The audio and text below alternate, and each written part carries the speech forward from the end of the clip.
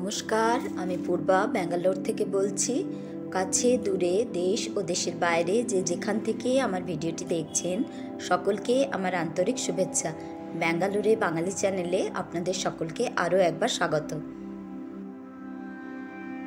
রান্নাঘরে মশলাগুলো কিভাবে গুছিয়ে রাখি দেখাই চলুন, যাতে আমি ছাড়া আমার হাজব্যান্ড বা ছেলে বা অন্য কেউ রান্নাঘরে রান্না করতে গেলে সহজেই জিনিস বুঝতে পারে।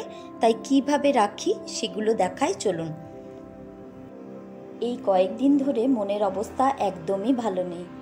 খাচ্ছি, ঘুমাচ্ছি, সংসারের সমস্ত কাজ গুছিয়ে করছি, তবুও সারাক্ষণ মাথায় একটা নেগেটিভ চিন্তা ভর করে আছে।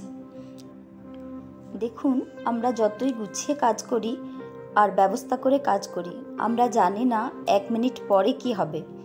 রান্না করে যে খেতে পারবো বা এই গুছিয়ে রেখে যে পরের দিন ব্যবহার করতে পারবো বা রাত্রে শুয়ে যে পরের দিন উঠবো, তার কোনো নিশ্চয়তা নেই। যখনই কোথাও যাবেন, কোনো কারণে যদি প্রিয়জনের সঙ্গে মনোমালিন্য হয়ে থাকে বা সন্তানের সঙ্গে রাগারাগি হয়ে থাকে, প্লিজ ধরে থাকবেন না। বেরোনোর আগে সব ভুলে একটু হেসে আদর করে যাবেন। বাড়ি থেকে বের হওয়ার সময় ঈশ্বরের কাছে প্রার্থনা করে বের হবেন, হে প্রভু, যেন যাত্রাপথ শুভ হয় এবং সুরক্ষিতভাবে বাড়ি ফিরতে পারি। কারণ আমরা জানি না এই যাওয়াই আমাদের শেষ যাওয়া কিনা। শুধু বাড়ি থেকে বেরোনোর সময়ই নয়, নিয়মিতভাবেই প্রার্থনা করতে থাকুন। দেখুন, 2025 সালে প্রথম থেকেই বিপদের পর বিপদ। হয়তো প্রতি বছরই হয়, কিন্তু যখন হয় তখন মনে হয় এবছরই বেশি।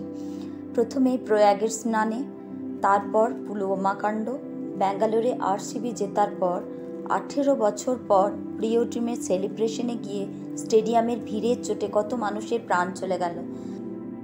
আর সবথেকে ভয়ানক এই প্লেন ক্র্যাশ, ভয়ানক এবং দুঃখজনকও। দেখুন, জীবনের নিশ্চয়তা কোথায় আছে? প্লেনের ভিতরে এত মানুষ তো মারা গেলই, তার সঙ্গে মেডিকেল হসপিটালে পড়াশুনো করছে, ক্যান্টিনে বসে প্রতিদিনের মতো খাবার খাচ্ছে, ওই বিল্ডিংয়েই এসে পড়ল প্লেনটি। ক্যান্টিন কর্মী সহ কতজন ডাক্তার মারা গেলেন।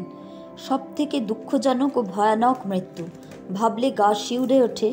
জীবন্ত মানুষ দগ্ধ হয়ে জ্যান্ত মানুষ পুড়ে মারা গেল। টাকা, সোনা, বাড়ি, গাড়ি, মান, যশ, খ্যাতি কিছুই মূল্যবান নয়। প্রত্যেক শ্বাস প্রশ্বাসই মূল্যবান। জীবনে বেঁচে থাকাটাই সবথেকে মূল্যবান। আবার আরেক দিকে দেখুন, ভূমি চৌহানের 10 মিনিট লেট হয়েছিল, তাই তিনি প্লেনটি মিস করেছিলেন। তখন তার অনেক কিছুই মনে হয়েছিল। টিকিট ওয়েস্ট হয়ে গেল, আমার সঙ্গেই কেন এমন হয়, যে কাজেই উনি যান না কেন সেটি সফল হলো না বলে নিশ্চয়ই মন খারাপ হয়ে গেছিল। কিন্তু যখন উনি শুনলেন যে ওই প্লেনটি ক্র্যাশ হয়ে গেছে, তখন নিশ্চয়ই ঈশ্বরকে ধন্যবাদ জানিয়েছেন। আর একদিকে 11A সিট বা 11A সিট, এই সিটটি উইন্ডো সিট হলেও ভিউ পাওয়া যায় না, ওখান থেকে কিছুই দেখা যায় না। এমার্জেন্সি সিটের পাশে যিনি বসেছিলেন, বিশ্বাস রমেশ কুমার, বলেছেন এমার্জেন্সির গেট একটু ভেঙেছে আর উনি সিট সমেত বাইরে পড়ে যান ও বেঁচে যান। কত সময় আমরা কত না প্ল্যান করি, কিন্তু কোনোটাই সফল হয় না, মনের মতো হয় না, নিজের ইচ্ছা মতো হয় না বলে কষ্ট পায়, কিন্তু সবই ওনার ইচ্ছা অনুযায়ী হয়। ভূমি চৌহান সময় মতো এয়ারপোর্টে না পৌঁছানো, রমেশ কুমারের 11A সিটেই বসা, এই সমস্ত কিছুই বলে দেয় আমরা কোথাও যায় না, ঈশ্বর আমাদের যাওয়া করান। সব কিছুই ঠিক হয়ে আছে, নির্ধারিত হয়ে আছে। আবার দেখুন, ঘুমন্ত সন্তানকে রেখে মা ঠিক সেই সময়ই বাইরে গেলেন। ফিরে এসেই সন্তান বাঁচানোর আশায় অগ্নিকাণ্ডে ঝাঁপিয়ে পড়ে তিনিও দগ্ধ, সবই ওনার ইচ্ছা। যেসব বৃদ্ধ বাবারা সন্তান হারালেন, কি আশায় তারা আর বেঁচে থাকবেন? এই শেষ বয়সে এসে এই শোক কী করে সহ্য করবেন?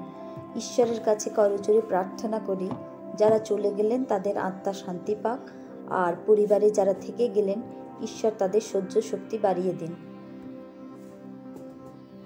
এই দুর্ঘটনা আমাদের একটা বড় শিক্ষা দিল, যে শিক্ষা সকলেরই নেওয়া উচিত। আমাদের প্রত্যেকের নিজের নিজের যে কাজ বা দায়িত্ব, সেই কাজে কোনো অবহেলা না করে ঠিকভাবে করা। দেখুন, যখন ফ্লাইট উঠতে শুরু হবে তার আগে ইঞ্জিনিয়াররা চেক করে নেন যে সব ঠিক আছে কিনা। হয়তো ওনারা ঠিক করে দেখেননি, কোথাও তো কোনো একটা মিস্টেক হয়েছে। প্লেনটি এয়ারপোর্ট থেকে উড়েছে তো পড়েছে, প্লেনটি 1 মিনিটের মধ্যেই নিচে পড়েছে, উপরে উঠতেই পারেনি। হয়তো ইঞ্জিনের স্পিড রেস বা কোনো কিছু একটা ঠিক ছিল না। এই জন্যই নিজের দায়িত্বে অবহেলা না করে আমাদের প্রত্যেকের নিজের নিজের যে দায়িত্ব সেটিকে খুব নিখুঁত ও যত্নের সঙ্গে করা দরকার। আমরা এটা থেকে এই শিক্ষাটা কিন্তু খুব ভালো মতো নিতে পারি। আমার এই ভিডিওটি যদি ভালো লেগে থাকে প্লিজ লাইক করতে ভুলবেন না, আর অবশ্যই চ্যানেলটি সাবস্ক্রাইব করে নেবেন পরের ভিডিওগুলি দেখার জন্য। আজ এখানেই শেষ করছি। ভালো থাকবেন, সুস্থ থাকবেন আর খুব সাবধানে থাকবেন।